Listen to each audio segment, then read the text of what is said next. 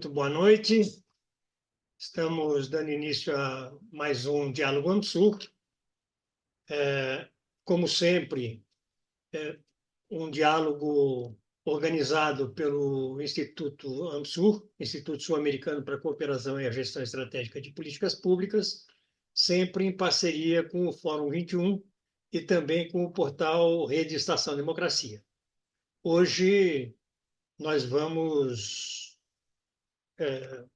abordar o tema do programa, do plano chamado Nova Indústria Brasil, que foi lançado pelo governo federal no dia 22 de janeiro e que busca criar bases para um processo, para um novo processo de industrialização, para um processo de retomada do desenvolvimento industrial no Brasil. Indústria essa que vem num processo de desmonte já de vários anos, acentuado no último período, no período do, do último quinquênio e tal, mas é um processo que já vem de há algum tempo.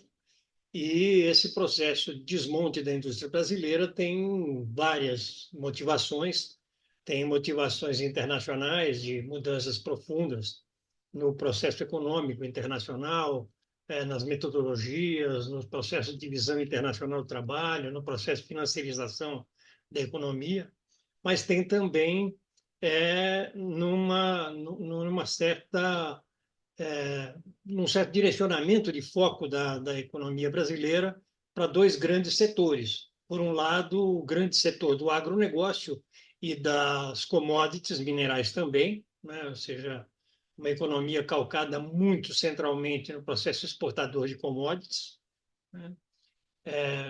Um, um setor da economia que se modernizou profundamente, ganhou competitividade internacional importante, mas, ao mesmo tempo, ajudou a bloquear fortemente o processo de industrialização, o processo de agregação de valor à economia. Também o processo de financiarização, né, da economia, que é um fenômeno internacional, mas que no Brasil ganhou dimensões importantíssimas. Então, é,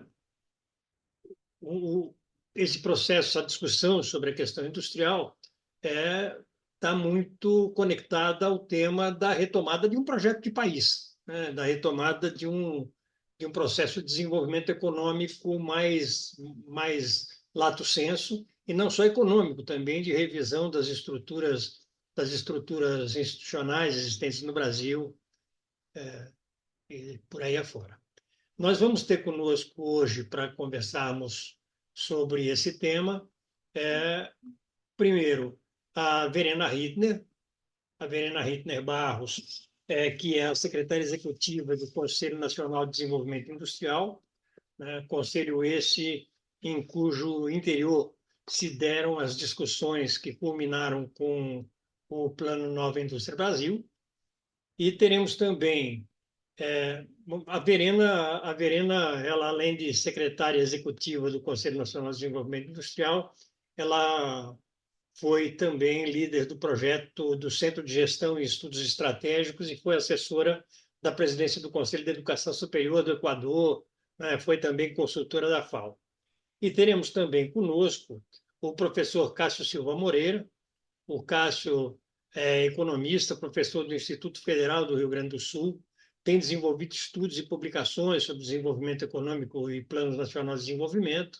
Lançou bastante recentemente um artigo em parceria com o Pedro Paulo Zaluti Bastos, né?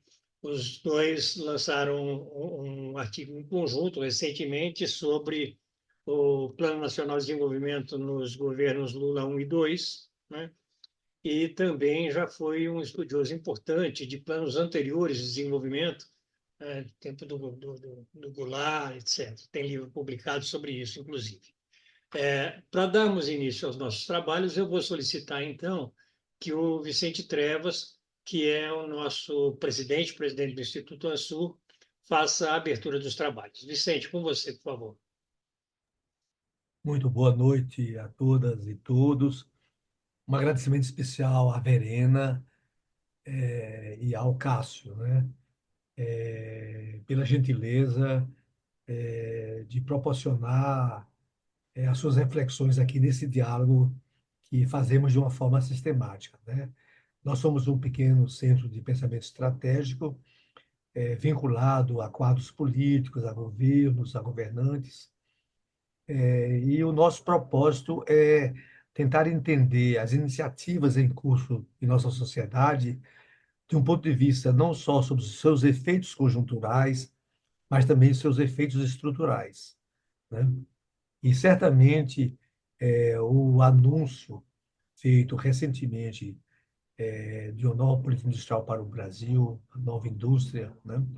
É um movimento que tem expressa uma dinâmica conjuntural, mas tem um sentido estratégico profundo. E para compreender justamente esse sentido estratégico profundo e as contingências da conjuntura, é que certamente nós teremos na Verena e no Cássio duas reflexões importantes do nosso ponto de vista, né? Nós queremos indagar aos dois expositores como a conjuntura nacional recente e internacional estão se projetando sobre a dinâmica da iniciativa, né? E quais são as tendências que vocês estão percebendo dessas grandes mutações geopolíticas, né? Não só ao nível, não só na escala mundial, mas também na escala regional sul-americana, né? E mais ainda, que interesses vão se consolidar em torno do projeto e que interesses serão contrariados ou manterão a relação de conflito com o projeto que está sendo desenhado, né? Então, mais uma vez, muito grato, Verena, muito grato, Cássio. E eu passo a condução dos trabalhos ao Granado e desejando a todos uma boa reflexão. Muito obrigado, Vicente. Eu vou passar, então, já imediatamente à Verena. Só quero solicitar às pessoas que nos assistem pelo YouTube que se inscrevam em nosso canal, que se tiverem interesse em ser informados, informadas sobre as próximas atividades, que também deem o seu like, né? e, e com isso fortaleçam a penetração das nossas atividades. Verena, por favor, com você. Isso. Olá, boa noite, todas e todos. É um prazer, é uma grande satisfação estar aqui dialogando com vocês e refletindo sobre esse momento tão único do nosso país. Queria agradecer ao Granado e o Vicente pelo convite, sempre querido. Saudar o Cássio, que vai conversar comigo. Em nome da Arlete e da Lia, nossas colegas mulheres aqui, saudar todos os demais colegas que estão dialogando com a gente aqui nessa conversa de hoje. Eu acho que, então, temos política industrial, né? Eu acho que esse é um fato que, de alguma maneira, muda a nossa realidade de uma maneira muito contundente. Talvez contar um pouco aqui para vocês, tentando responder as perguntas do Vicente, o processo de construção. E eu digo isso porque não é menor que essa política de desenvolvimento industrial tenha saído de um conselho. O presidente Lula poderia ter optado por construir uma política dentro de um gabinete. Construiu a política e entrega para as pessoas. Ele não o fez. Ele fez por meio de um conselho, o Conselho Nacional de Desenvolvimento Industrial, e que é presidido pelo nosso vice-presidente Geraldo Alckmin. E eu acho que isso foi uma decisão muito acertada e muito oportuna, no sentido de que se construa legitimidade para a ação que nós estamos fazendo. Eu acho que muito diferente do que aconteceu no passado, nos outros governos do presidente Lula, que a gente tinha que falar de política industrial tapando a boca ou tinha que inventar palavras para falar sobre a política industrial, nesse governo nós podemos falar da política industrial de forma aberta. Por quê? Porque a gente tem uma conjuntura internacional que permite isso. Então, eu acho que entender a conjuntura na qual a gente vive, que Estados Unidos estão fazendo política industrial, Europa está fazendo sua política industrial. China está fazendo sua política industrial. E se tem construído esse discurso sobre a importância da indústria para o desenvolvimento, é fundamental para entender o que a gente está vivendo hoje. E pensar, a partir do nosso contexto de sul, de subdesenvolvido, ou qualquer outro nome que a gente queira dar para a situação geopolítica do nosso país, significa também pensar o papel que a indústria cumpre no nosso processo de desenvolvimento. E eu acho que isso é importante, porque algumas mudanças que aconteceram no contexto do Conselho e da própria política industrial permitiram a gente ter a política industrial como uma grande referência na mudança, na construção do nosso planejamento sobre o desenvolvimento. É óbvio que a gente não acha que a indústria cumpre hoje, na nossa economia, o mesmo papel que ela cumpria na década de 50 ou de 60, quando ela era efetivamente a grande locomotora do desenvolvimento econômico, né? Os grandes planejadores diziam naquele momento que a indústria é a grande locomotiva que vai puxar a economia. A gente entende que os serviços hoje cumprem um papel importante, sobretudo os serviços tecnológicos, mas que a indústria, sim, cumpre uma função absolutamente necessária, seja do ponto de vista da qualidade do emprego que gera, seja do ponto de vista da complexização que ela gera na nossa economia, seja do ponto de vista da aporte que ela pode dar para o lugar onde a gente quer surfar na onda, ou para os mais estruturalistas, no lugar que a gente vai ocupar na divisão internacional do trabalho. Então, eu acho que esse é um diagnóstico que está presente em tudo que a gente tem feito. E algumas características, primeiro do Conselho e depois da política, eu gostaria de compartilhar com vocês. Eu acho que o Conselho, e aí o vice-presidente Alckmin, ele foi muito oportuno e foi muito corajoso em fazer uma escolha de que a gente não tem uma representação pessoal no Conselho. A gente não tem mais os grandes industriais, mas a gente tem uma representação por setores da indústria de transformação nesse conselho. Então, está lá a CNI, mas está a Brascom, está a P&D Brasil, estão vários outros setores, está a BINE, está a BIMAC, não está o fulano de tal, porque era o presidente ou porque tem algum tipo de expressão. Então, acho que essa é uma mudança importante. Outra mudança que ocorre é que o conselho ele é ampliado. Ele tinha no passado 18 membros do Poder Executivo, sendo 17 ministérios e o BNDES, e agora ele passa a ter 21 membros do Poder do Executivo e 21 representantes da sociedade civil. E o vice-presidente da República, nesse sentido, também foi muito fez muita questão de que viessem outros setores. Então, nós temos, por exemplo, convidados por portaria que participam do conselho, e acho que nunca foi negada a presença de nenhuma pessoa nos processos participativos do conselho. Então, a política foi construída e concertada nesse conselho com essas características e com uma característica também que eu julgo muito importante e necessária. É que agora se cria uma instância, que é o Comitê Executivo, que é uma instância que, diferente do que acontecia no passado, na qual a gente tinha uma representação também da sociedade civil, essa é uma instância agora que tem uma representação exclusivamente do Poder Executivo Nacional. Isso é muito importante, porque permite que a gente consiga consertar sobre determinados temas que claramente não existe consenso entre os diferentes ministérios. Então, eu acho que é uma instância importante do ponto de vista da governança dessa política.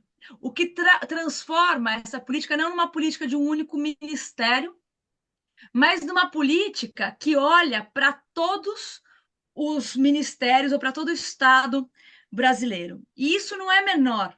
Por quê? Porque quando a gente desenha a política, ela deixa de ser, ela é entendida, ela passa a ser entendida não como uma política para a indústria, ou uma política, voltando ao raciocínio, então, de que não era uma política, não se trata de uma política de um único ministério, mas de uma política de Estado. E essa é a razão pela qual nós a desenhamos num formato de missão. Isso talvez valha a pena o parênteses de que não é menor a criação durante a gestão do presidente Lula, ou durante o período de transição, do Ministério de Gestão e Inovação, que é hoje brilhantemente capitaneado pela ministra Esther Dweck, que se propõe a pensar outras formas de desenhar a política pública. E fazer a política considerando as missões, eu considero que é uma dessas grandes inovações. Porque então você coloca as ações e as políticas públicas dos outros ministérios num formato de instrumentos que viabilizem esse processo de desenvolvimento industrial, e é assim que está desenhada a política. Falar que a política é desenhada por missão, então, significa tirar o peso dos setores, e veja, não é que os setores não importem para a política industrial, eles sim importam, mas é desenhá-la a partir dos grandes objetivos que nós temos, ou dos grandes gargalos que nós temos enquanto sociedade.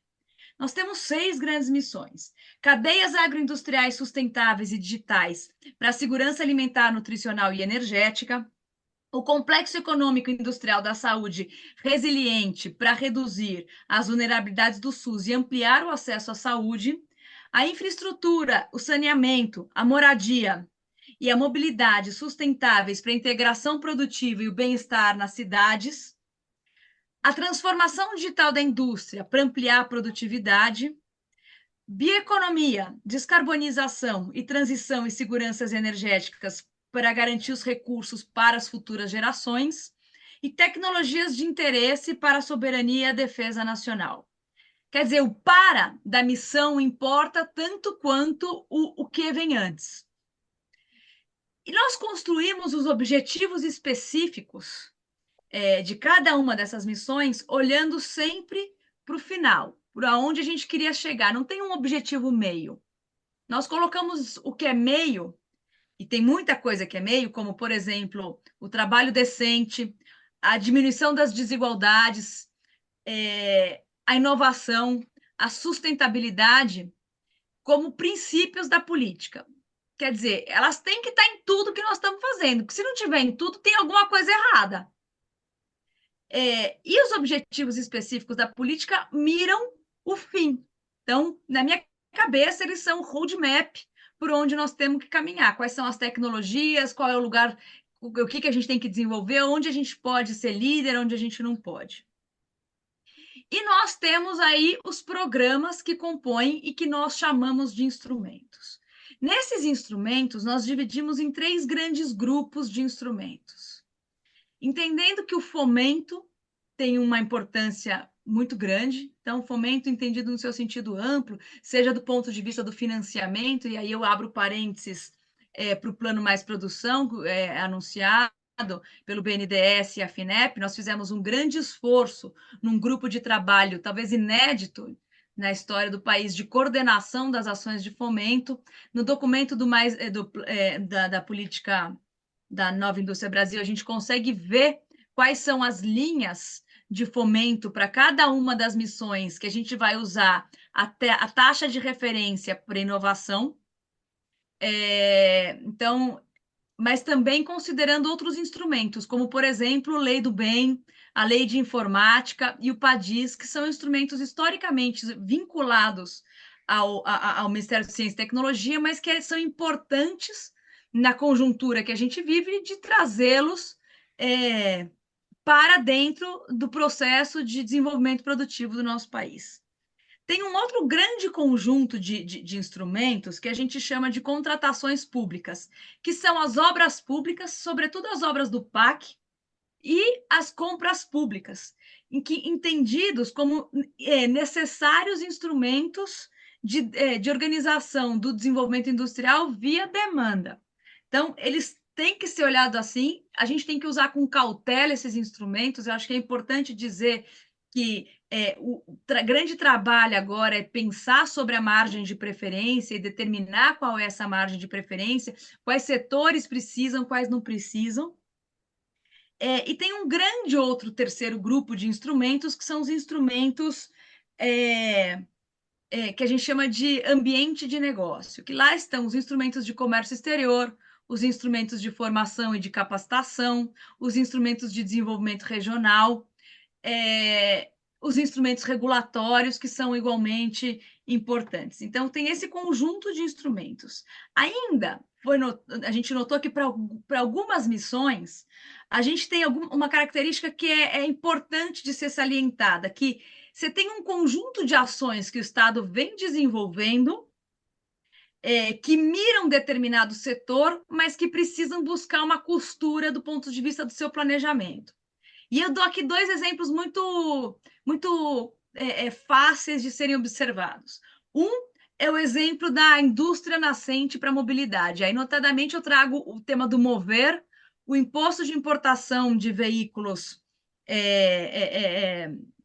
elétricos e o Potencialize do Ministério de Minas e Energia. Ou as ações empreendidas em favor dos semicondutores, que tem as ações desde PADIS até a política de semicondutores e a própria CEITEC, que tem que ser construídas e engendradas de modo a serem entendidas como uma ação conjunta. Portanto, esse foi o nosso desafio nesse período de construção da política. Ela está assim desenhada. Talvez mais uma característica que eu queria trazer para vocês, porque a gente também tem alguns instrumentos, e aí entendendo as idiosincrasias do Estado brasileiro, que a gente entendia que a gente forçou para colocar no formato das missões, mas a gente não conseguiu. Mas que a gente entendia também que eram instrumentos que tinham que ser entendidos a partir das necessidades de diminuição das brechas ou de tentar superar os desafios nossos que são históricos e são estruturais. Já vinculado às missões, a gente tem não só a ação do Estado no sentido de superar as brechas estruturais, mas também de buscar construir oportunidades para o nosso país de inserção internacional e de desenvolvimento interno. Então, o que eu quero dizer com isso? Não é que a gente... eu acho que todas as políticas que a gente teve industriais que deram certo, e tivemos muita, era alguém pegando um transatlântico e tentando dar um cavalo de pau, o que gerou um diagnóstico coletivo de que falta segurança jurídica no nosso país. Eu acho que o grande objetivo é a gente tentar olhar para as cadeias produtivas de uma maneira mais explícita e coordenada entre os diferentes ministérios e de longuíssimo prazo. Então, eu sempre gosto muito desse exemplo do MOVER, porque me parece que ele é um programa que traz junto a ele várias cadeias e cadeias nas quais a gente tem muita tradição enquanto país. Então, MOVER garante a demanda dos ônibus elétricos. O Brasil é um grande produtor de ônibus. Tem grandes marcas no Brasil.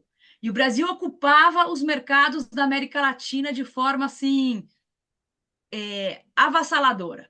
Hoje, por causa da mudança do padrão tecnológico, vários países, notadamente Colômbia e Chile, importam em grande quantidade ônibus elétricos, sobretudo da China. Então, pensar a função que essa política pode ter também para o processo de integração é necessária. O MOVER ele é um programa que, do ponto de vista interno, garante a demanda pelo ônibus elétrico. Vinculado a essa demanda ou a esse setor, eu tenho muitas cadeias produtivas. E aí eu acho que olhar para o mundo e olhar para essas cadeias e pensar onde a gente tem vantagens, onde a gente consegue buscar melhores inserções na divisão internacional do trabalho e entender, enquanto Estado, os diferentes instrumentos que devem ser consertados no sentido de adensar essa cadeia, é a ação que a gente tem que empreender por parte do Conselho. Então, vinculado a ele, a gente tem muitas, a ônibus elétricos, a gente tem muitas cadeias. E aí eu dou o exemplo da cadeia da bateria. O Brasil produz o ônibus, produz a bateria, o pack de bateria e extrai o lítio do chão. O Brasil não faz o primeiro refino, não faz o refino em grau bateria, não produz a célula de bateria. Obviamente que o financiamento ele é muito importante, o fomento financeiro ele é muito importante. Mas o que mais é necessário? Quais são as mudanças do ponto de vista regulatório que tem que acontecer para que a gente consiga fechar essas cadeias? Quais são as ações do ponto de vista da formação do talento humano que devem ser empreendidas no sentido de garantir a mão de obra para essa indústria? Quais são as ações, quais são os setores que eu tenho que fechar e melhorar a qualidade da minha exportação, e quais são os setores que eu tenho que abrir e importar máquina e equipamento porque a gente não tem nenhuma capacidade de produzir. Eu acho que são essas as respostas que nós temos que buscar enquanto sociedade, enquanto Estado. E não pode ser uma resposta que venha exclusivamente de um burocrata sentado atrás de uma cadeira, no caso sou eu, né? Tem que vir necessariamente do diálogo com a sociedade, da interação, porque é disso que surge a legitimidade. A gente não pode em nenhum momento esquecer que a política industrial é feita no chão da fábrica que está localizada num determinado lugar, num determinado estado, num determinado município. Então, discutir sobre quais são os profissionais que tem lá, quais são os profissionais que faltam, qual é o tipo de capacitação que tem que ter, qual que não tem que ter, qual é a relação que naquela localidade a universidade estabelece com a indústria, no sentido de criar o ecossistema de inovação necessário para o desenvolvimento produtivo, são questões que a gente tem que trazer e não pode ser a partir do Estado federal ou da União de uma maneira que só se convida os outros entes da federação a participar. Então, eu acho que esse é um grande desafio que nós temos, é um desafio necessário da gente avançar, e é sobre ele, sobre todas essas questões que a gente tem pensado desde o dia 22, na verdade, desde o ano passado, quando a gente refundou o CNDI e deu a ele essa função de propor ao presidente da República a nova política industrial. Muito obrigado, Verena. Eu acho que a fala que situa o Brasil em um novo patamar na política industrial. Eu passo, então, imediatamente para o professor Cássio. Cássio, por favor, com você. Bom, em primeiro lugar, agradeço, tá, o canal, ao convite, tá? Também foi muito prazeroso assistir a aula da Verena aí. Então, a minha fala ela vai no sentido de tentar complementar algumas coisas e trazer um apanhado histórico, né? Como tu mencionaste, recentemente eu e o Pedro escrevemos um artigo chamado O Projeto Nacional de Desenvolvimento no Governo Lula, que, na verdade, foi fruto de um estudo meu que eu estava escrevendo um livro sobre o governo Lula, e já estava umas 40, 50 páginas, aí eu convidei o Pedro para uma tarefa gigantesca de tornar aquilo um formato de artigo, né? E aí o Pedro, com seu brilhantismo, acabou contribuindo muito com novas ideias para o artigo. Por que eu estou começando a falar do artigo, embora depois eu vou fazer um apanhado histórico e chego para falar do assunto principal, que é a nova política industrial? Que esse artigo, na minha humilde opinião, ele acaba sendo um marco divisório na interpretação de que o governo Lula continua sendo, né? Foi um governo desenvolvimentista. E que houve um projeto nacional de desenvolvimento. Daqui a pouco eu vou explicar o porquê. Então, vamos voltar um pouquinho na história, né? Primeiro, quando a gente fala em desenvolvimentismo, para as pessoas entenderem, quem não é muito da área, traz aquela ideia de que o Estado tem o papel principal como o articulador e muitas vezes o promotor do crescimento e do desenvolvimento socioeconômico.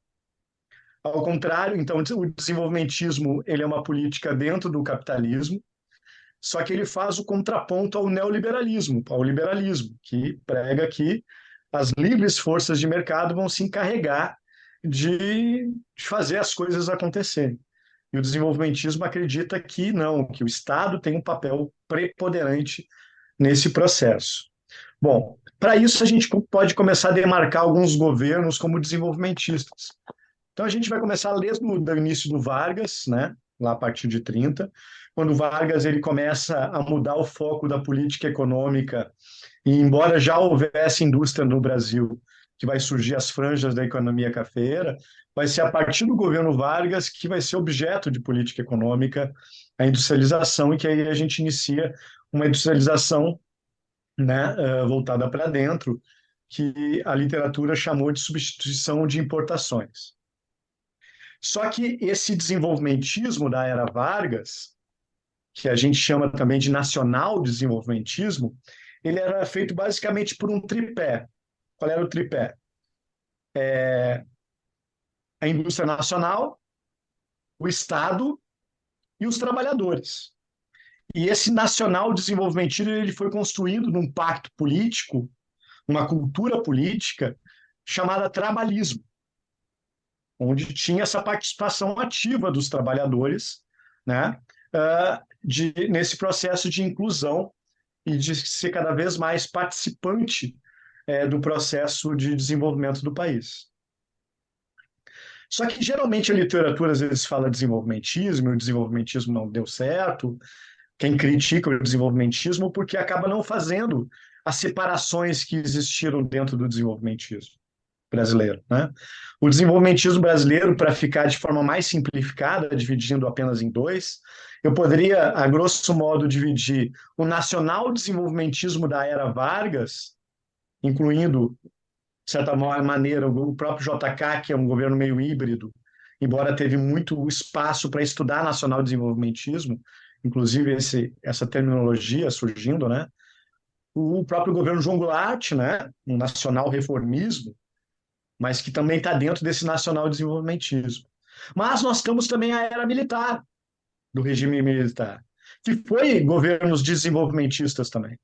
Só que não foram governos desenvolvimentistas, com exceção do Geisel, iguais ao chamado nacional desenvolvimentismo. Esse desenvolvimentismo da era militar, a literatura muitas vezes trabalha com o nome de um desenvolvimentismo associado e dependente. Qual é a diferença, então, Cássio, para o primeiro? Vamos analisar o primeiro tripé do nacional desenvolvimentismo. Era o capital nacional, o Estado e os trabalhadores. No desenvolvimentismo associado e dependente da era militar, a gente tira os trabalhadores e coloca como terceiro item do tripé o capital estrangeiro. Inclusive, tendo mais prevalência o capital estrangeiro em detrimento do capital nacional. Então, no desenvolvimentismo associado dependente, e depois eu vou explicar por que eu uso, com exceção do Geisel, houve então um outro tipo de desenvolvimentismo, que talvez por causa dele, que o Brasil foi muito mais afetado com a crise da década de 80, da taxa de juros, etc.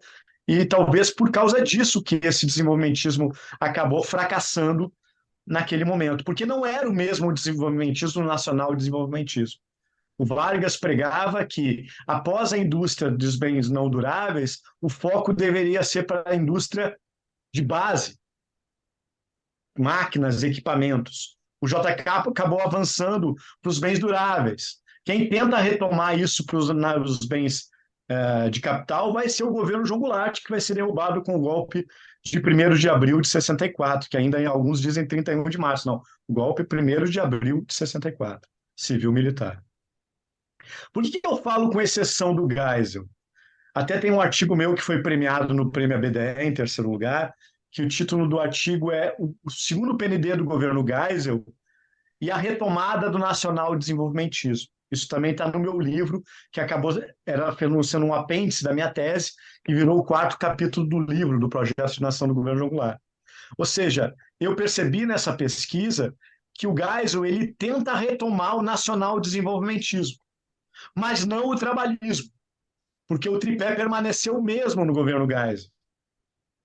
Estado, capital nacional e capital estrangeiro. O que o Geisel começou a fazer é tentar mudar a correlação de forças entre o capital estrangeiro e o capital nacional, inclusive aumentando a participação do Estado, né, por meio do segundo PND, tanto que ele sofreu ferozes críticas do braço do capital estrangeiro, que é a nossa mídia, nosso oligopólio da mídia, que foi a questão que o governo Geisel estava querendo estatizar a economia brasileira. Inclusive, isso talvez tenha contribuído até para aumentar a velocidade, né, do fim da ditadura militar, porque a sociedade, o capital também começou a fazer muitas críticas ao governo Geisel por conta dessa tentativa de retomar o nacional-desenvolvimentismo, embora não o trabalhismo, né? Bom, então dá para classificar então nacional-desenvolvimentismo e desenvolvimentismo associado dependente. Bom, tu tem o governo Figueiredo, tu tem o governo Sarney, que acabam deixando esses temas de desenvolvimento de lado, porque com a crise da dívida, a partir de 79, na crise da dívida do Estado, por causa do aumento considerável da taxa de juros, e o governo Geisel se endividou muito com capital estrangeiro para poder promover, inclusive um parênteses, uma boa parte do que estava no segundo PND era coisas que o Jango defendia. Isso é uma das coisas que nosso livro traz, né? Que basicamente parece que o segundo PND foi copiado uma parte do projeto do João Goulart. Bom, então o governo Sarney e o governo Figueiredo estão mais preocupados em combater a inflação, chegando à hiperinflação, do que qualquer outra coisa. Nem era possível um ambiente hiperinflacionário que começava a surgir no país. Bom, surge o governo Collor, e aí o governo Collor tem uma política industrial às avessas, porque ela não o governo Collor ele nasce nesse contexto do consenso de Washington.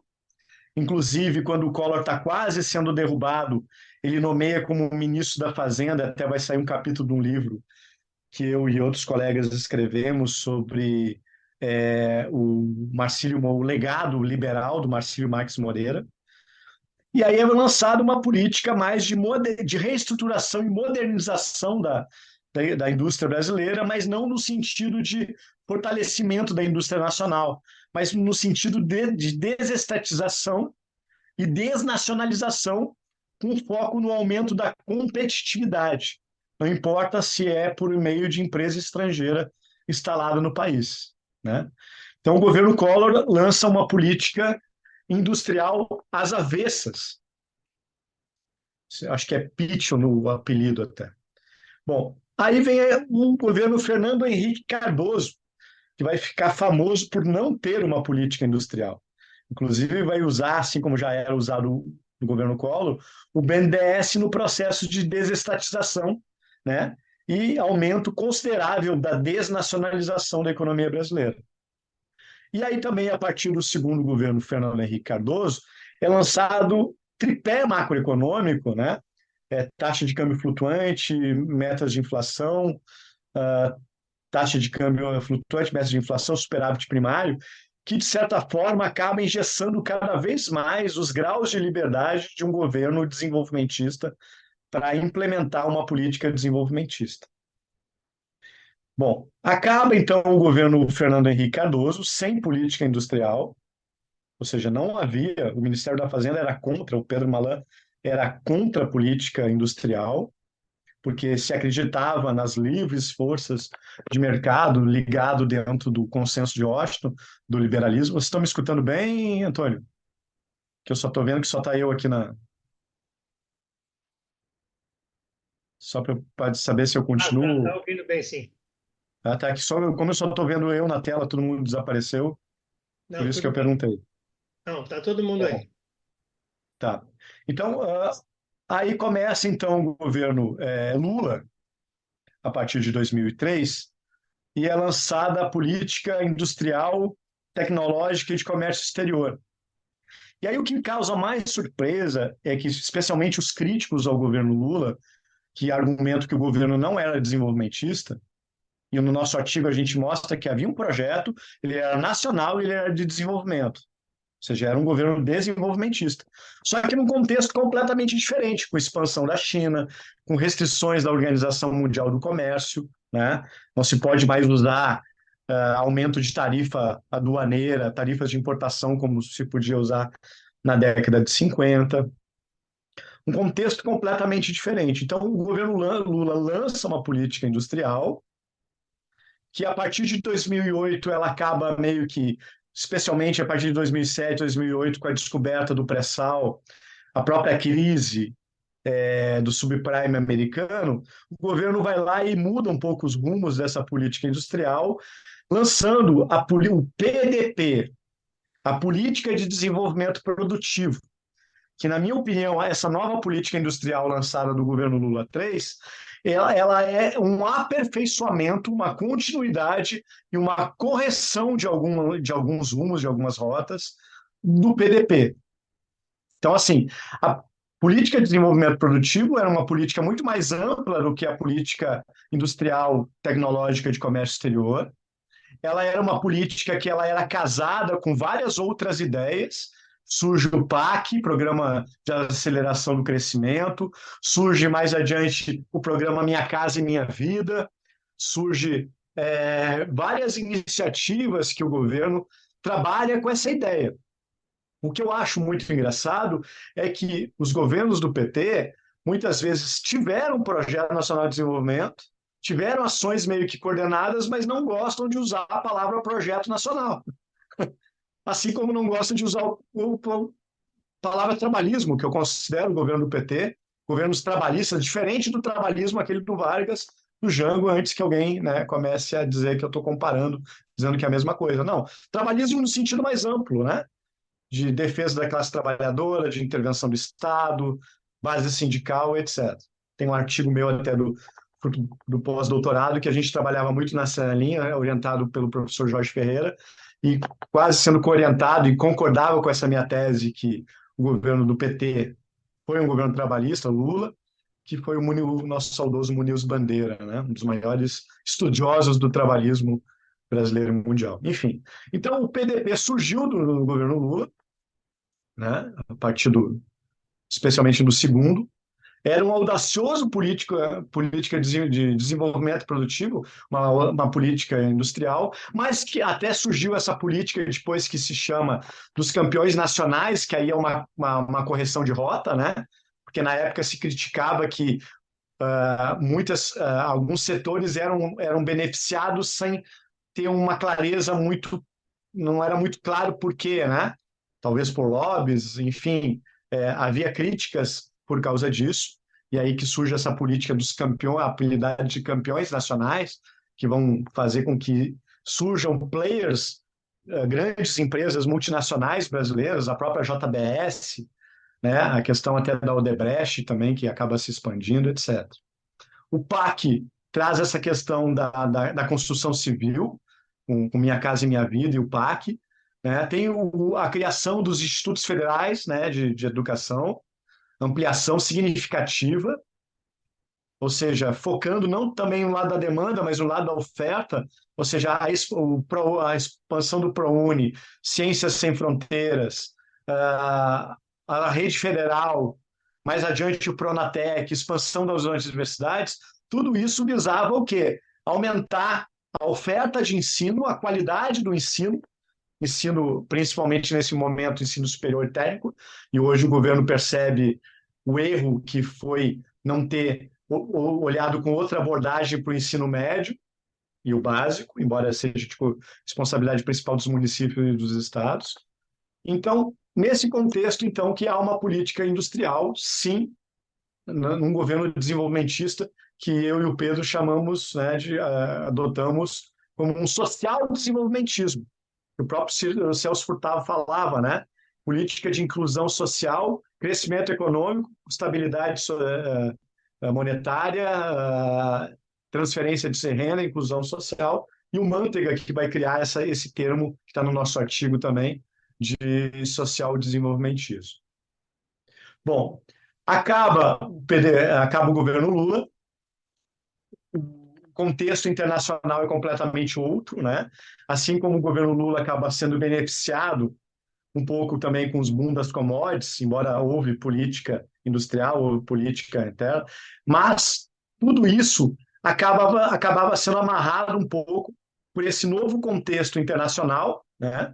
Dos complexos das corporações multinacionais, desse comércio intra-corporações, que muitas vezes, e também por causa dos limites que a política macroeconômica continuada do governo Fernando Henrique, o tripé macroeconômico acaba meio que trazendo, né, para o sucesso mais amplo dessa política industrial, que acaba não alcançando todos os objetivos, até porque há um processo de desindustrialização e desnacionalização. Outra coisa que eu acabo de citar também, que eu acho que tem que trazer para a discussão, que o governo Fernando Henrique acaba mudando, uma PEC acaba mudando a Constituição, trazendo uma isonomia do tratamento da empresa nacional com a empresa estrangeira. Isso também acaba prejudicando muito, e até hoje isso não foi mudado, não foi revogado, até porque é um lobby. A indústria estrangeira ela tem muito mais força no país do que tinha na década Foi de mudado no dia 50, 22 com o decreto da ministra Esther de margem de conteúdo, de margem permitida. Maravilha, maravilha. Desculpe, como eu estou ainda voltando das férias, eu ainda não estou por dentro de tudo. Mas então é uma das coisas até que eu escrevi em alguns artigos da importância né? Isso, inclusive, aí sofre muitas críticas do setor ligado ao capital estrangeiro, que, né? Aí dizendo que isso pode ser empecilho para o acordo comercial com a União Europeia, etc., porque, na verdade, isso era uma das coisas que eu batia há bastante tempo, que era um dos empecilhos para reverter esse processo de desindustrialização brasileira. Depois eu vou dar uma olhada com mais cuidado nesse item que tu comentaste. Aí vem o governo Dilma, né? Lança também uma continuidade de política industrial, tentando corrigir algumas coisas do PDP, mas com uma fragilidade política muito maior, um contexto diferente daquele boom das commodities. A Dilma vai... Se muita gente diz que o governo Lula é prejudicado pelo boom das commodities, é beneficiado pelo boom das commodities, essas mesmas pessoas nunca dizem que o governo Dilma foi muito prejudicado com despencar, né, as commodities despencaram consideravelmente, né? Bom, o governo Lula também adota e continua no governo Dilma essa série de desonerações fiscais, que agora está tentando se corrigir, que se viu que foi um erro, mas na época muitos até defendiam que era um acerto, né? Aí acaba o governo Dilma, vem o governo Temer, que de certa forma praticamente pega o programa econômico do Aécio Neves. O Temer faz que nem o Café Filho com Getúlio Vargas. O Getúlio foi eleito com o Café Filho de vice. Quando o Getúlio morre, se suicida, o Café Filho assume e chama o DN, que eram os antigetulistas, para compor o governo. Assim é o governo do Temer, que é um governo que tinha sido eleito como vice de um projeto encabeçado pela Dilma, mas quando assume, acaba trazendo o PSDB e a política a ponte para o futuro. Aí vem o governo Bolsonaro, né, que, de certa forma, continua esse legado neoliberal do Collor, FHC, Temer, e com agravante de uma gestão caótica na saúde, etc. E aí que vem a eleição, então, do terceiro mandato do presidente Lula. E aí que vem essa questão da nova política industrial. Eu acho que ela é um grande acerto, eu acho que ela é um grande avanço, eu acho que ela é uma PDP avançada, aprimorada, corrigida, mas ela não surge do nada. A gente já teve uma nova política industrial lá no governo Lula. Pouca gente fala da PDP. E eu vejo como essa nova política industrial, e eu dei uma lida, dei uma aprofundada, embora estou retornando das férias, ela só que eu vejo algumas coisas aí que eu gostaria das minhas contribuições, especialmente para a equipe econômica, tá? Primeiro, a questão eu acho que, e aí a Verena pode me corrigir se daqui a pouco isso está incluso, porque eu dei uma olhada, eu não tive tempo de minuciosamente ler, embora achei coisas muito parecidas e semelhantes com a PDP, e corrigidas, né? Isso que tu comentaste no início da tua fala. A PDP, ela surge de cima para baixo. Ela surge muito com empresários opinando, do conselhão lá do Lula, e muitas vezes esses empresários trazendo os seus lobbies de interesse, né? E a nova política industrial, ela aprendeu com o passado. A impressão que eu tenho é que ela aprendeu muitos erros com o passado do PDP, que foi uma boa política industrial, mas que teve erros que podem ter comprometido o sucesso dela. É a impressão que eu tenho, só que, embora o PDP surgiu num momento muito mais favorável do que a nova indústria. Porque hoje nós temos um enfraquecimento do BNDES ao longo do governo Temer, Bolsonaro, nós temos um enfraquecimento político no Congresso, uma dificuldade muito grande, nós temos muitas coisas mais difíceis para se implementar uma política industrial desenvolvimentista do que do que lá 2008, 2005, né? Então, a questão principal é que, primeiro, nós tivemos nosso setor de construção civil praticamente dizimado com a Lava Jato. A Lava Jato, em vez de punir as pessoas, que tem que punir as pessoas que cometerem corrupção, têm que ser investigadas e punidas, a Lava Jato ela puniu as empresas. Então, eu acho que tem que ter um foco maior ainda, embora eu sei que tem algumas coisas ali mencionando, e o próprio PAC 3 traz isso, mas essa preocupação do governo tem de revitalizar o setor de construção nacional, porque senão daqui a pouco a China vai entrar e vai, né, enfim, acabar pegando esse mercado. A outra coisa que aí eu vi que o governo também já está se preocupando é que uma das coisas que fez com que muitos países continentais tivessem o seu processo de desenvolvimento industrial e socioeconômico foi uma malha ferroviária. O Brasil é um país que necessita urgentemente transporte de carga e de passageiros norte a sul, leste a oeste, de forma, ou seja, tem que ter uma prioridade, e aí também recai nos problemas de falta de recurso, de dificuldades maiores agora do que lá, né? Menos dinheiro agora do que lá, tá? Mas o governo também tem que trazer essa preocupação grande da questão, principalmente das ferrovias, tá? E aí cairia como uma luva, tá? A Verena falou a questão até de ônibus elétrico, mas daqui a pouco ver essas questões até de novas tecnologias aplicadas em trens, etc. A China tem feito muita coisa sobre isso. Então, essa questão das ferrovias, que é outra coisa que eu acho que é importante. E essa coisa também de cada vez mais a comunicação do governo trazer essa ideia que há um projeto nacional de desenvolvimento.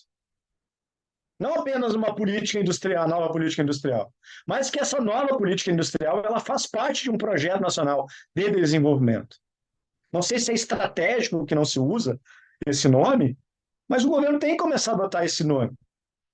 E aí começar a casar mais, isso já está fazendo, essa questão, a Verena comentou, né? Essa sinergia entre a universidade, centros de pesquisa, as empresas e o Estado, trazendo esse ecossistema de sinergia para a promoção da inovação da cultura, da inovação tecnológica, do empreendedorismo. Então, assim, tem um mundo, tem uma grande gama. Eu acho que a nova política industrial ela é superficial, porque ela aponta coisas, ela tem que ser aprimorada, ela tem que abrir coisas, tem coisas que faltaram, tem coisas que são muito boas. Então, assim, essa preocupação que o governo está tendo agora, né, com o ensino básico, o técnico, que o ensino técnico é o futuro do ensino médio, é o técnico integrado, onde o estudante faz o ensino médio e já sai com o curso técnico pronto, e aí é o papel fundamental da ampliação que o governo já está sinalizando da rede federal, né? Enfim, tem coisas que, se tiver um contraponto depois na fala, eu vou lembrar, eu já estou me alongando demais, mas eu só queria fazer esse apanhado histórico, essa contribuição, esses elogios aí à equipe, né, toda da nova política industrial, mas também trazer algumas coisinhas que podem, de repente, contribuir para a reflexão, nunca como uma crítica destrutiva, mas como uma crítica construtiva, porque eu acho que eu já era empolgado com a PDP e ficava indignado que as pessoas não tratavam o governo Lula como desenvolvimentista. Eu pensava, pô, ninguém fala em PDP, ninguém estudou como a PDP tinha suas macrometas e como elas estavam todas conectadas. Ninguém falava quase nisso, né?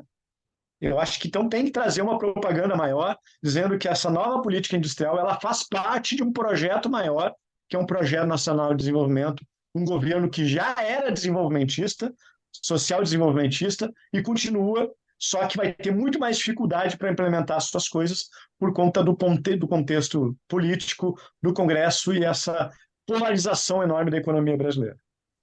Mas é um grande avanço já sair a reforma tributária, a primeira parte. A segunda vai ser a mais difícil, onde a gente vai tentar. A primeira parte ela unificou impostos e simplificou, diminuiu o custo.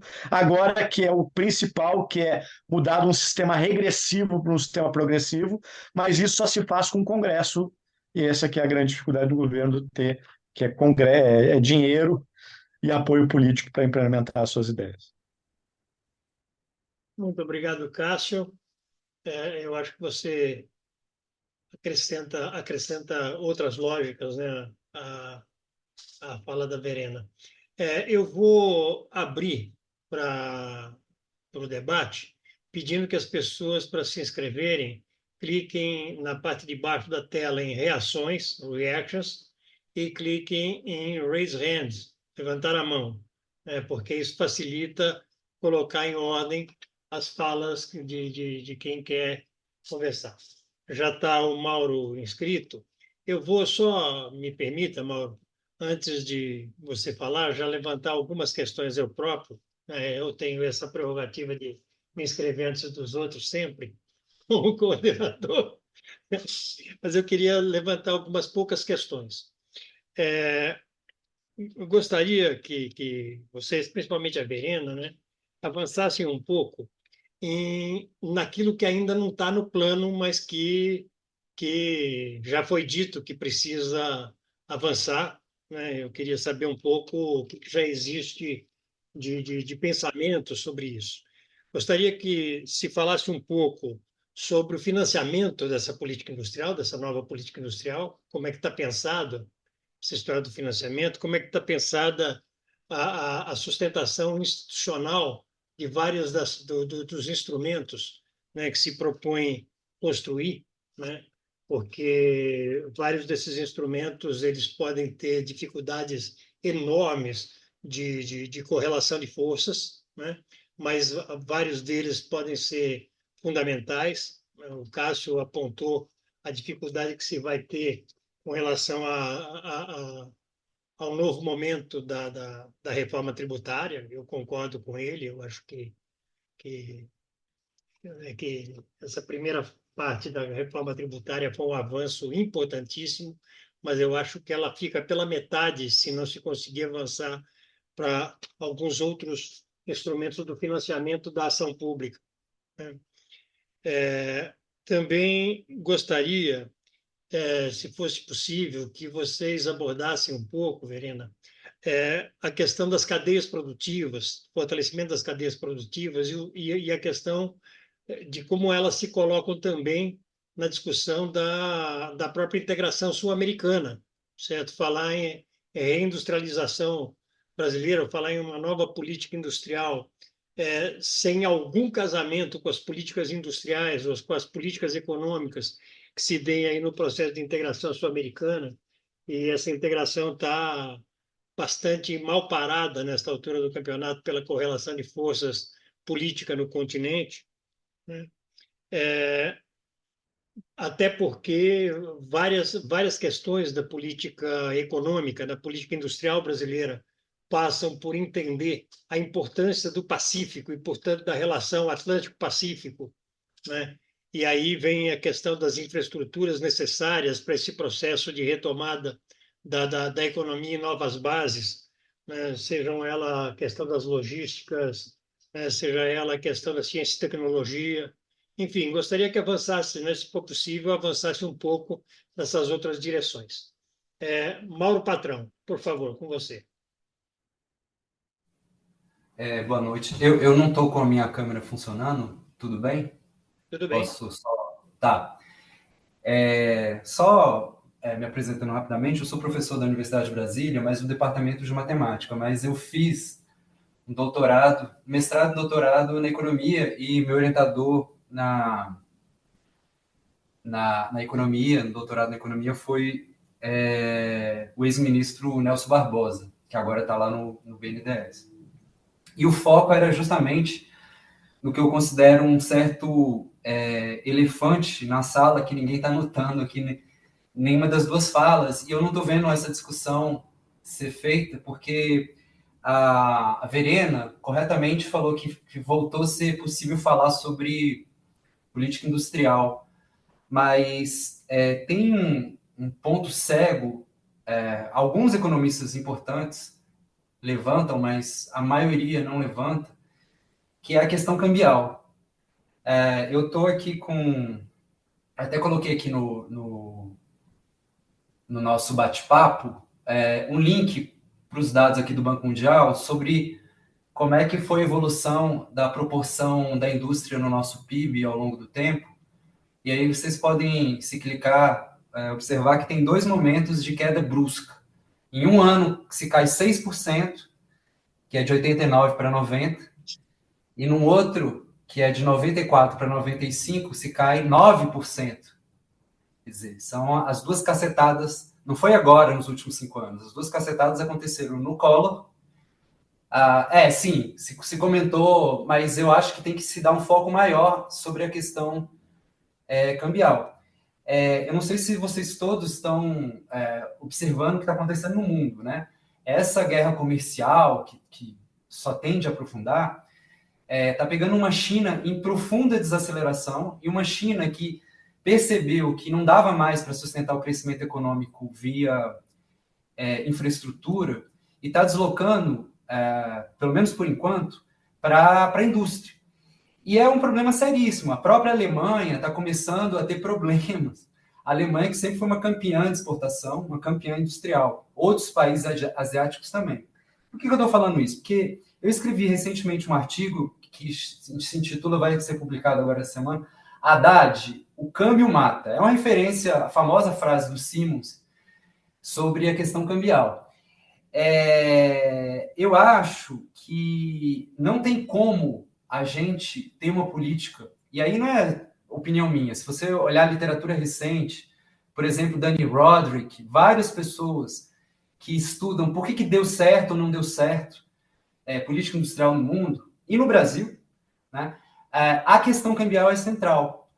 Eu não sei, eu acho assim, fundamental o projeto, fundamental esse debate que a gente está fazendo, mas sem essa questão necessária, sem nós termos o câmbio no lugar, e de alguma forma nós conseguimos nos proteger das valorizações do real frente ao dólar, que encarecem, e por conta da questão que foi bem falada pelo Granado no início, né, da nossa ultra competitividade agropecuária e na mineração, e a flutuação enorme dos preços de commodities, nós, muitas vezes, tornamos a nossa indústria completamente inviável. E a inundação dos produtos internacionais é quase uma consequência inevitável. Então, as forças de mercado, elas, se não forem bem geridas, se nós não tivermos uma política macroeconômica correta, e a gente não tem política cambial faz tempo no Brasil, a não ser uma coisa um pouco lateral, quando a gente usou o poder do Banco Central para acumular reservas, e aí não deixar o real se valorizar tanto. Fora isso, o que a gente teve quase que assim, as políticas industriais como, só para fechar, as políticas industriais como uma espécie de, como se fosse uma UTI para não morrer. Mas eu acho que hoje em dia nós estamos prestes, eu não sei se o pessoal do governo, se a Verena, se as pessoas estão com consciência disso, nós estamos prestes a ter uma inundação de produtos chineses pelo mundo. Não é só no Brasil, na Europa, está todo mundo preocupado com isso. E talvez tarifas podem ajudar a gente a passar por isso no curto prazo, mas sem uma política cambial não é possível. Eu não vou ter tempo para falar aqui por quê, mas, por exemplo, tarifa, quando você coloca uma tarifa, o que vem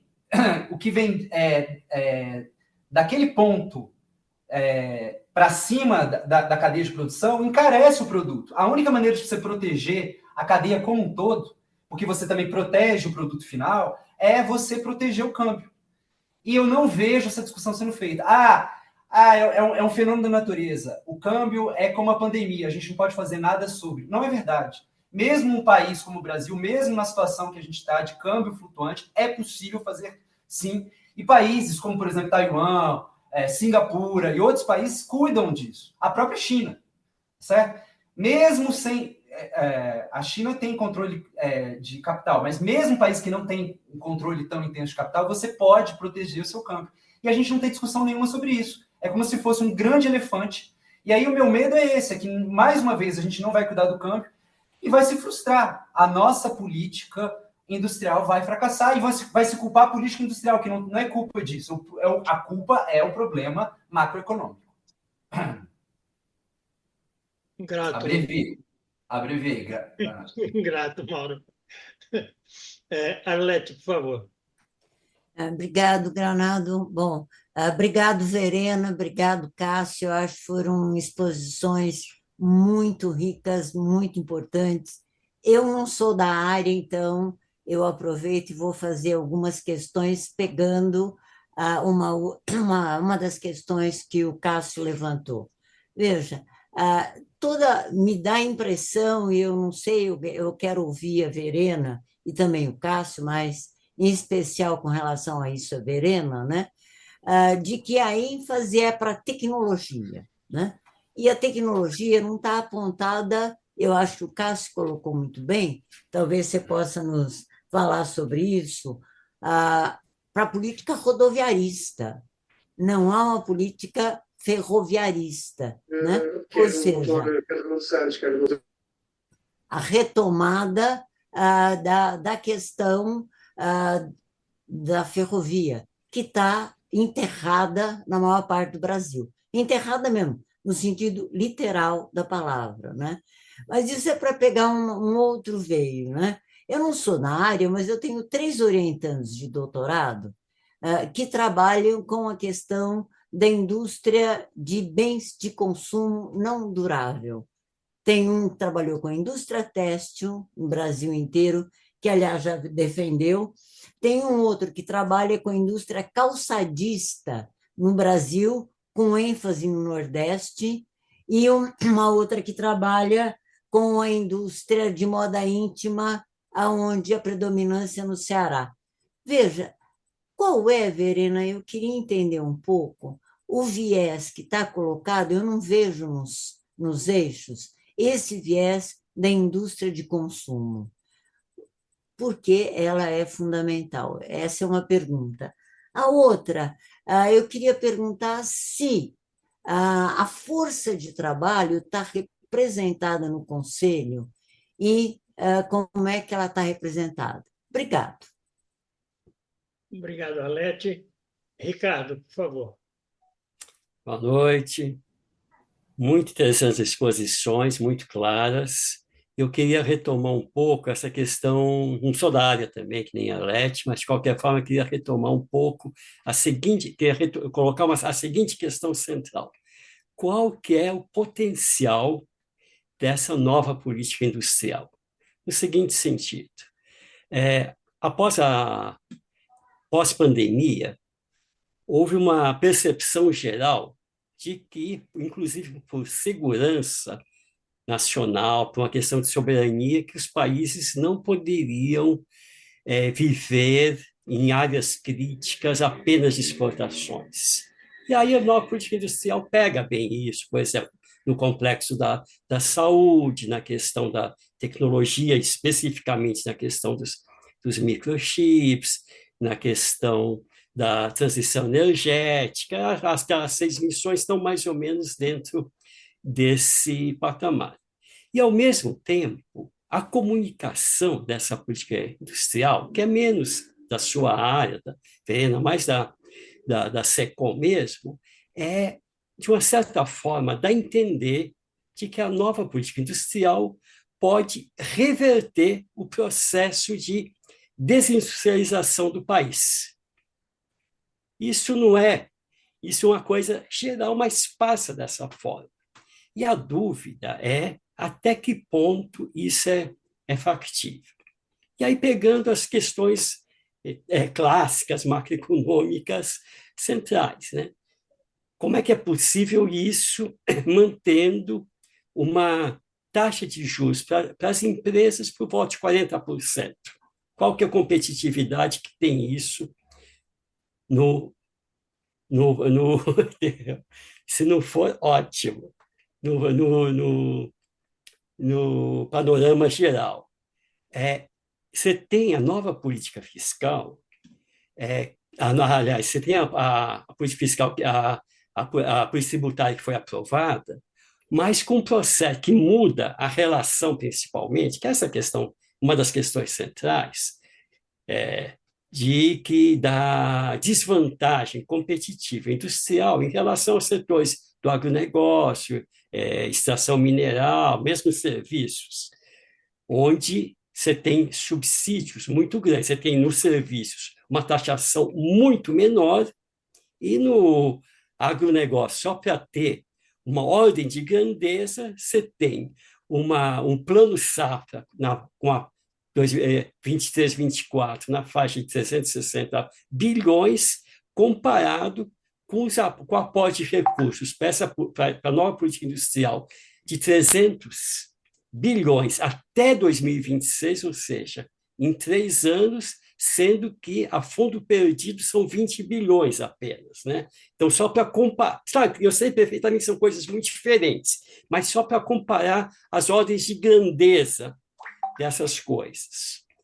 Ou seja, no final, além da questão cambial também que o Mauro levantou, então, ou seja, é possível ter uma política, de fato, uma política industrial ou uma política de desenvolvimento, como o Cássio está falando, dentro destes parâmetros macroeconômicos que, no final, estão num contexto, não que o governo seja isso, muito ao contrário, né? Mas num contexto neoliberal, que, ao fim das contas, é isso, né? Então, qual que é o potencial dessa política? Ou seja, nós temos hoje uma participação da indústria por volta de 23% do PIB, aumenta 1% a mais ou menos, passando o ano, tal, contra 48% há 40 anos atrás, em 85.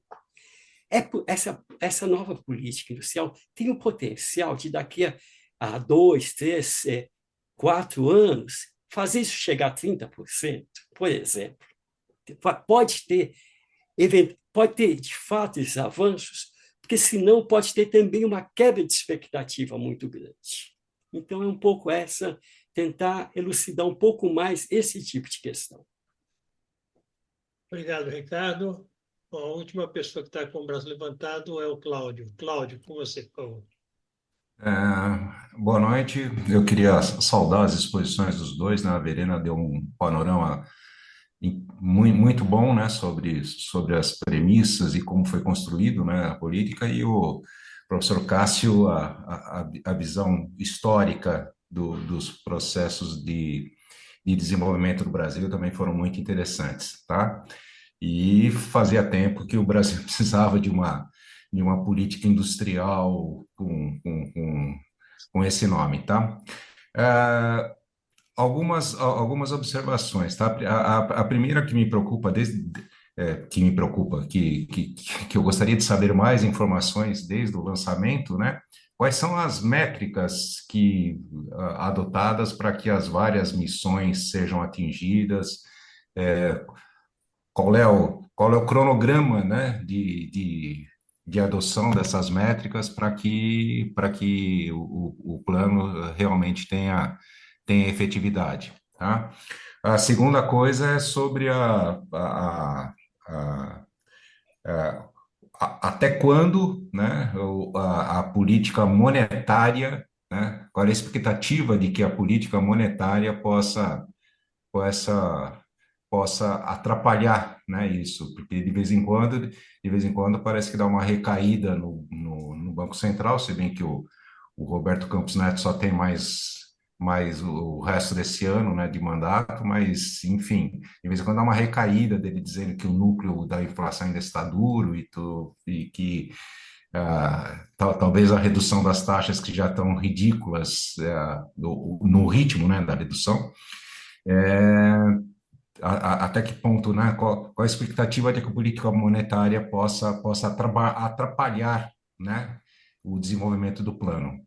E a terceira é com relação à reforma tributária, né, que nós temos concordo com o que foi dito lá já sobre o que foi aprovado, né? Mas nós temos dentro do que foi aprovado tem uma etapa importantíssima que é a questão das leis, né? Que definem todos os foi aprovado na emenda constitucional as regras gerais como tem que ser, né? Mas agora tem as leis complementares, né? Que já tem gente no Congresso querendo fazer alguma coisa que seja fora, né, enfim, que proteja, que incentive que haja mais benefícios fiscais, né?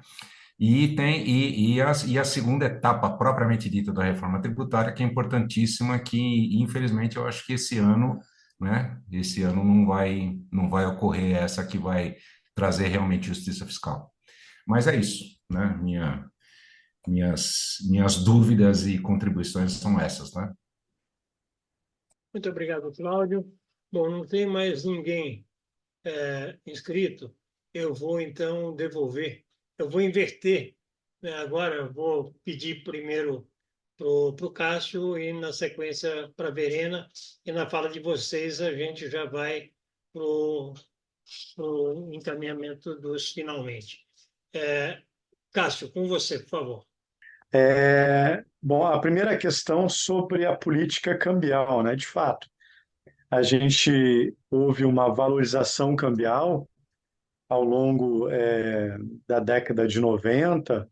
Essa valorização cambial ela continuou de certa maneira, embora ela tenha tido um repique de desvalorização lá a partir de janeiro de 99, porque senão o Brasil ia quebrar com o governo Fernando Henrique. Não quebrou porque desvalorizou o câmbio lá em janeiro de 99 e graças a isso as nossas reservas que estavam se exaurindo acabam sendo estancadas, né?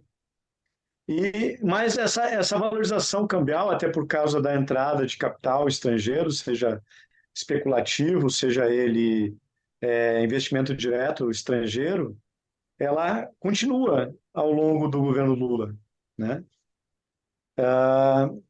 Embora a gente comece a ter um processo de uma leve desvalorização que acaba não tendo aquele impacto esperado para reverter o processo de desindustrialização. E aí é isso que a gente traz no artigo, lá nas considerações finais, o Projeto Nacional de Desenvolvimento do Governo Lula. Como a gente submeteu o artigo para a revista Princípios, e a revista Princípios falava muito dos desafios do terceiro governo Lula, esse era o tema, né, do dossiê, a gente optou por colocar nas considerações finais algo que fechasse o artigo, mas algo que comentasse sobre o governo Lula 3. E uma das coisas que a gente comenta é que não basta apenas uma política cambial ativa para reverter o processo de industrialização. É um problema muito mais complexo ligado à questão das cadeias, das empresas internacionais, multinacionais, que muitas vezes acabam tendo um comércio intrafirma, enfim, e essas políticas cambiais acabam não tendo. Claro que elas são importantes, são necessárias, a política macroeconômica ela acaba limitando a política industrial, né? Ela traz limites, ela dificulta ou facilita a política industrial, mas, ao contrário do que se pensava muito no passado, que a grande questão que limitou a reindustrialização do Brasil era a política macroeconômica, hoje se sabe que vai além disso. É muito além disso, né? E na nossa última parte do artigo a gente fala muito sobre isso, né? Mas eu concordo, a política cambial, enfim, ela acaba sendo um instrumento importante. Qual é o terceiro ponto? Pode me ajudar, Granado? De quem? Não, a última pessoa que fala. Depois alguém falou também, né, da questão dos transportes, né, das ferrovias. Política monetária, reforma tributária. Isso. E aí tem a questão do juro também, né? Quando eu falo política macroeconômica, é basicamente juro e câmbio, principalmente, né? O juro e o câmbio e o gasto. A questão do gasto, a formação bruta de capital fixo ainda é muito baixa. O investimento público do governo é muito baixo, só que não é baixo porque o governo quer, é baixo porque há limitações muito fortes e também há uma crença, e essa crença neoliberal, que ela ainda é muito hegemônica nos meios de comunicação, ela é hegemônica no que alimenta, o que sustenta a base do Congresso Nacional. Ela tem uma ideia que se o Estado diminuir,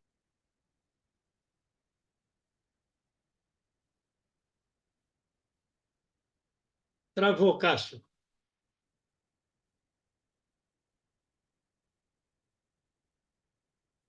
O Cássio caiu. Ele teve algum problema, caiu. voltei, né? Acho que ele voltou. Então, tudo bem. Ah. Então, eu estava comentando que existe uma força muito grande dessa ideia neoliberal de que se o Estado aumenta a sua participação na economia, ele vai reduzir o setor privado. Isso é uma concepção liberal. A nossa concepção mais desenvolvimentista é o contrário, ou seja, uma das coisas fundamentais para promover a expansão do investimento privado é a expansão do investimento público. E aí o governo está amarrado, porque o governo tem uma dívida pública crescente, muito herdada de muitas coisas que foram feitas no governo passado, no governo passado do Bolsonaro, que agravou.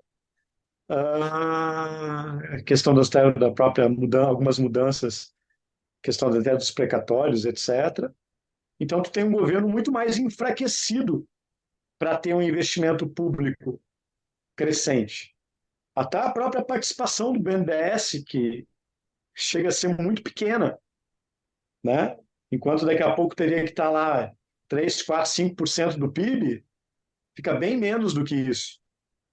Né? E o BNDES sempre foi um dos grandes instrumentos do desenvolvimentismo brasileiro, desde lá do segundo governo Vargas, que foi criado justamente para isso.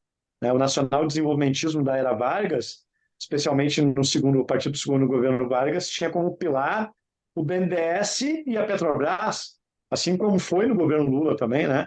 A Petrobras com a sua política de compras, construção nacional, etc., e o BNDES financiando, também continua sendo os dois pilares desses outros governos desenvolvimentistas. Então, a política monetária, hoje a gente tem uma outra. Eu vejo assim, ó, o governo, só para vocês terem uma ideia, o governo Lula, o terceiro governo Lula, imagina a seguinte cena: é um governo que está preso, e aí, numa perna, haviam aquelas bolas que amarram a perna, que era a política do teto dos gastos. O que o governo fez? O governo trocou uma bola gigante de chumbo por uma bola menor. Ou seja, a perna direita, que é a política fiscal, ela está conseguindo andar um pouco mais. Vai conseguir andar um pouco mais. Mas não totalmente como gostaria de andar. Então, isso é o fim do teto dos gastos e o novo arcabouço fiscal, que acaba sendo melhor do que o anterior, mas também traz limitações, dependendo se o governo não conseguir aumentar o nível de arrecadação. E aí elogio o Haddad, que o Haddad, pela primeira vez, ele vai ter um governo, ter esse discurso da importância de manter as contas equilibradas, mas não agora cobrando na carga do mais pobre, né, dos gastos, mas sim da arrecadação, por meio enfim, de desonerações, combate fiscal, etc. E a outra perna, que é a política monetária, hoje ela está engessada. O governo, que tem que adotar a política macroeconômica para promover o crescimento, ele tem uma perna que tem uma bola de chumbo, não tão grande como antes, mas menor, porque conseguiu trocar, e na outra perna ela está engessada, porque o Banco Central é um Banco Central autônomo, com independência, né? Ele não é independente, ele é ligado ao Ministério da Fazenda, mas ele é autônomo, e só vai poder mudar no final do ano agora, né? Embora de um em um ano vai se trocando os diretores do Banco Central. Então, tem essas limitações todas. Só que são coisas da política, enfim, são coisas que é só a política e o tempo vai se resolvendo. São complexas. E a reforma tributária, como eu comentei antes, que o governo vai ter uma dificuldade enorme, enorme, para fazer uma reforma tributária que é lá aquela do Jango lá, né, de mudar o caráter progressivo, regressivo, e dar um caráter mais progressivo, porque no Brasil, não é que no Brasil se paga muito imposto hoje. No Brasil, quem ganha pouco e quem ganha mais médio, a classe baixa e a classe média, paga muito imposto. Já a classe alta não paga quase nada de imposto. E quando paga, tem vários instrumentos contábeis para poder não pagar o que deveria. Tanto que o limite do imposto de renda é 27%. Independe se tu ganha 300 mil por mês ou se tu ganha 300 milhões por mês.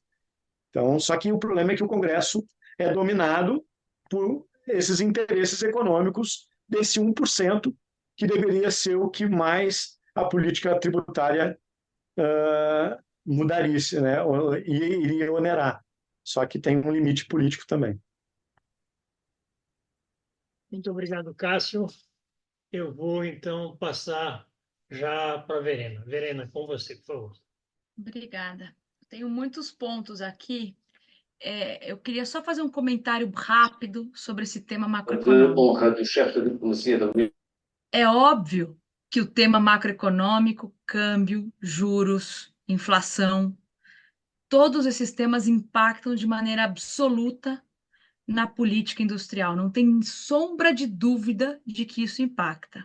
Mas eu acho que se a gente se concentrar nesse debate, a gente perde a oportunidade de fazer caldo hoje para os temas que realmente importam e sobre os quais a gente tem alguma ingerência, que são a ciência, a tecnologia, a patente, a formação de pessoas, a capacitação, a recapacitação, a formação dentro de fábrica, o que tem que ter de mudança, as normas técnicas, porque eu acho que a gente tem um aparato de outros instrumentos que permitem a gente trabalhar sobre eles e que estão colocados em disputa, que se a gente não se debruça enquanto sociedade sobre eles, alguém vai pensar neles e vai trazer para a gente.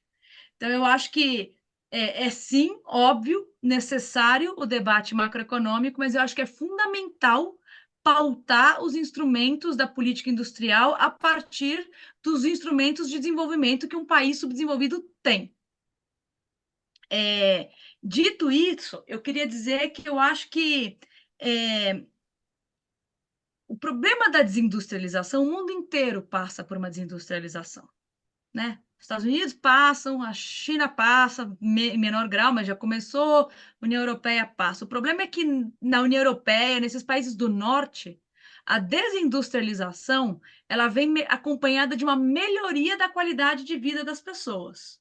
No nosso caso, a desindustrialização vem acompanhada necessariamente na precarização do trabalho e na piora da qualidade de vida das pessoas.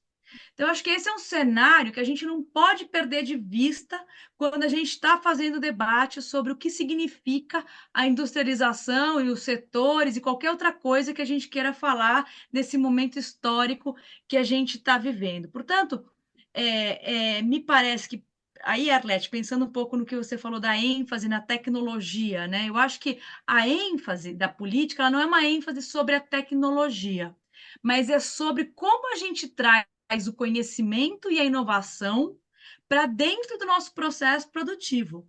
Por quê? Porque só trazendo mais conhecimento, mais inovação, coisas que nos nossos países subdesenvolvidos estão hoje vinculados de maneira prioritária à universidade pública, é que a gente consegue pensar em como que a gente agrega mais valor e gera mais transbordamentos para determinados setores. Por isso que, na minha cabeça, não faz muito sentido a gente falar de indústria de consumo ou indústria de transformação, ainda que eu acho que tem um olhar específico para a indústria de bem de capital, no sentido de que a gente tem um rescaldo de política de comércio exterior sobre ela, que tem impacto brutal nessa melhoria da qualidade de vida das pessoas. Então, eu não acho que seja a tecnologia, mas eu acho que, pensando assim, da nossa perspectiva de um país subdesenvolvido, né?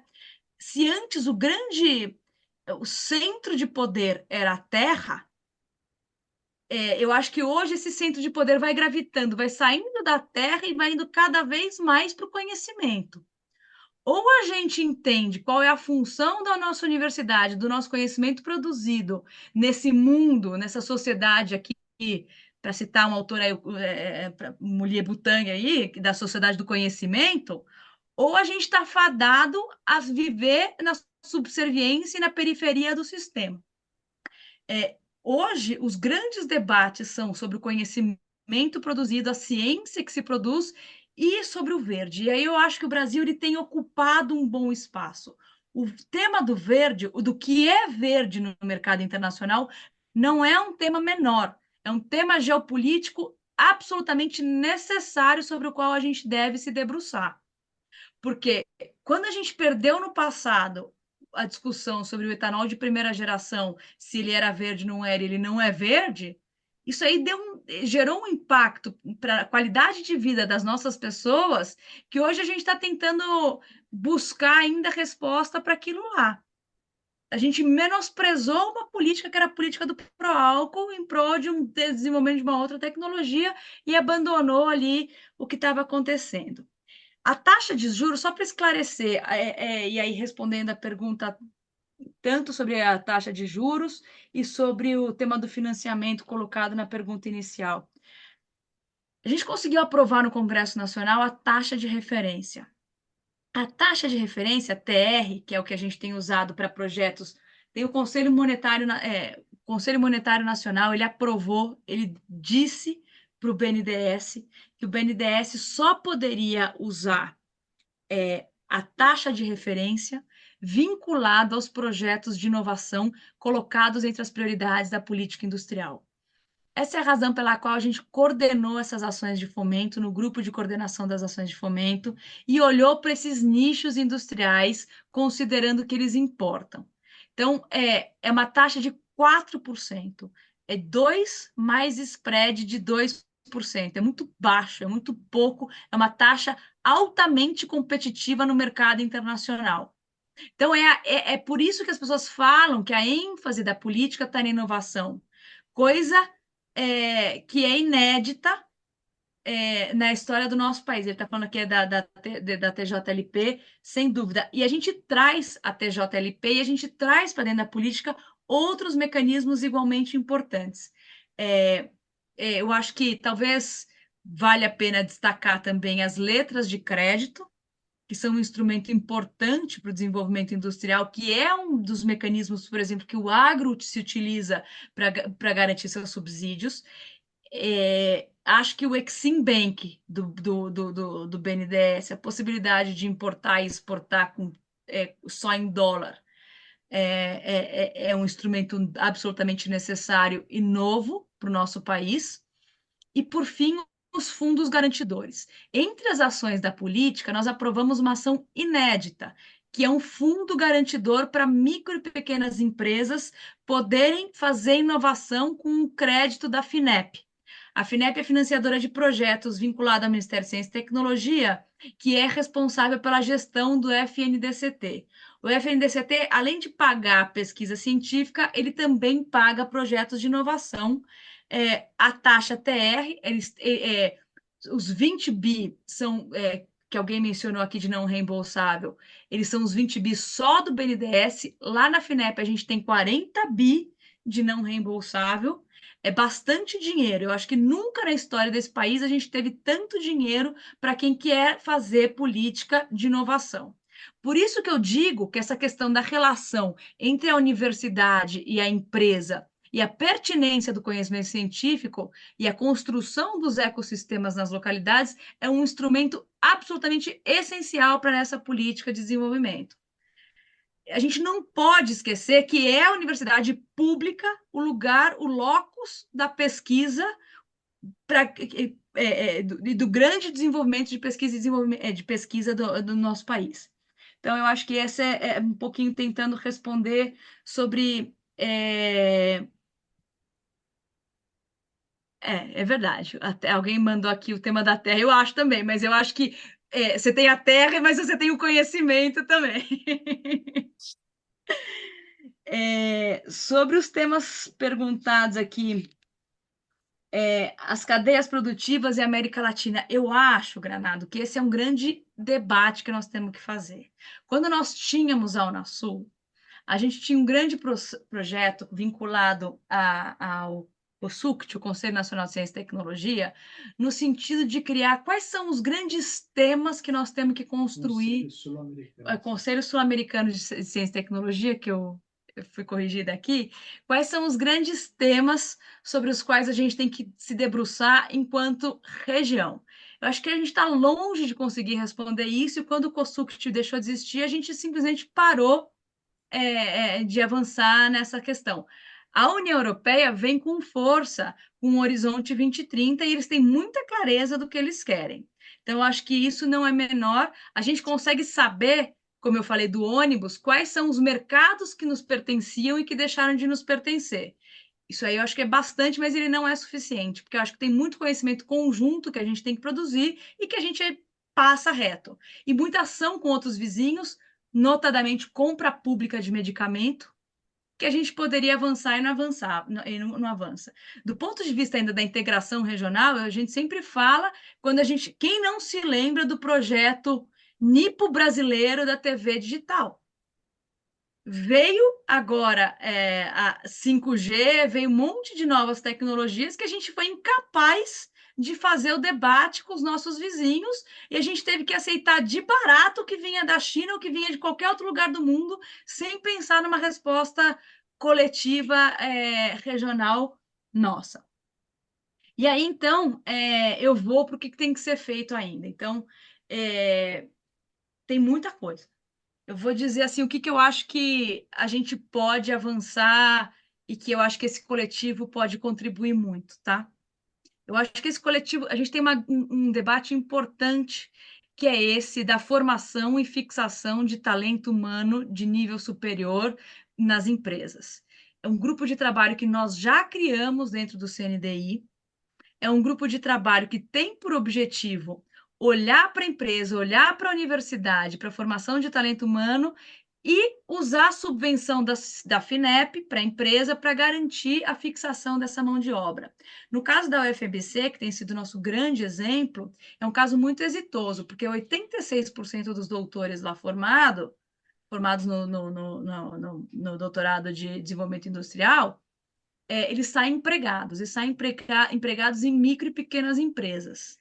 Eu acho que isso aí tem um impacto brutal na nossa economia. Temos uma outra discussão que nós temos que avançar, que é sobre a regionalização do desenvolvimento industrial. Esse é um debate que, trazendo a questão da bioeconomia, se torna um debate premente na nossa agenda. Porque o que significa a bioeconomia para regiões como a Amazônia, como o Cerrado ou como a Caatinga? Eu acho que a gente não pode deixar de pensar sobre isso, de trazer as discussões sobre a ciência, sobre a tecnologia, sobre o impacto ambiental que isso possa ter. E mais do que isso, como que a gente traz os bancos regionais de fomento para essa agenda, que é uma agenda necessária do desenvolvimento. Hoje, se você conversa com o BNB, o BASA ou qualquer outro banco regional, as principais linhas de crédito continuam sendo vinculadas ao agro. Então, como é que a gente traz... E a razão é simples, muda essa lógica de funcionamento. Como você pensa um sistema regional de desenvolvimento industrial? Eu acho que essa é uma contribuição que esse grupo pode trazer e que está na agenda deste ano. Tem, por fim, uma última agenda que talvez seja igualmente importante, que é a agenda das metas de descarbonização dos setores. A sua internet está falhando. Dos setores altamente carbonizados ou altamente produtores que vários países taxa. Não. Espera um pouco. Mamãe. Funcionando? Sim, sim. Tá? Tá. Então, o que eu estava dizendo assim, tem um último debate que eu acho que talvez vocês possam contribuir de maneira forte, que é esse debate da descarbonização, quais são as metas de descarbonização dos setores altamente poluidores. Celulose, cimento, químico. Por quê? Porque esses setores, ainda que eles sejam altamente poluidores no Brasil, eles poluem infinitamente menos do que em outros lugares. Se a gente continuar importando, a gente vai importar o lixo do mundo. E aí está um debate geopolítico que a gente tem que travar e que a gente tem que ter substância enquanto sociedade. Porque outros países do mundo, a União Europeia, por exemplo, tem colocado barreiras não tarifárias considerando a emissão de carbonos.